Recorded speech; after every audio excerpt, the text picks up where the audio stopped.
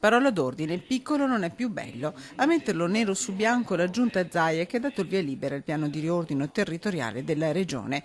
Entro il 31 dicembre 2013 saranno 281 i comuni, 200 fino ai 3.000 abitanti, 81 da 3 a 5.000 che dovranno mettere insieme 11 tipologie di servizi, dalla polizia municipale alla scuola alla raccolta rifiuti. Una prima rivoluzione perché, parola di presidente, il Veneto guarda addirittura più avanti. Il futuro del Veneto sarà quello di ridurre sempre di più il numero dei comuni, di aggregarli in maniera tale che ci sia un risparmio di quasi 1 miliardo di euro e poter pensare che l'obiettivo finale possa essere quello di passare da 581 comuni a 150 comuni.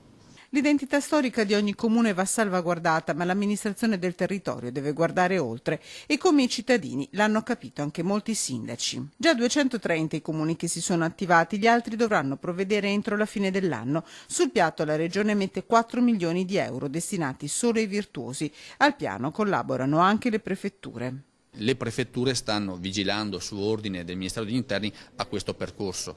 Chi al 31 dicembre non arriva a fare questo tipo di appunto associazionismo comunale potrebbe essere dalle prefetture commissariato. 14 realtà sono già più avanti e stanno studiando una vera e propria fusione. In autunno ci saranno 3 referendum. Altre fusioni sono allo studio in diverse province, da Rovigo a Treviso, dove diventeranno un solo paese Ormelle e San Polo.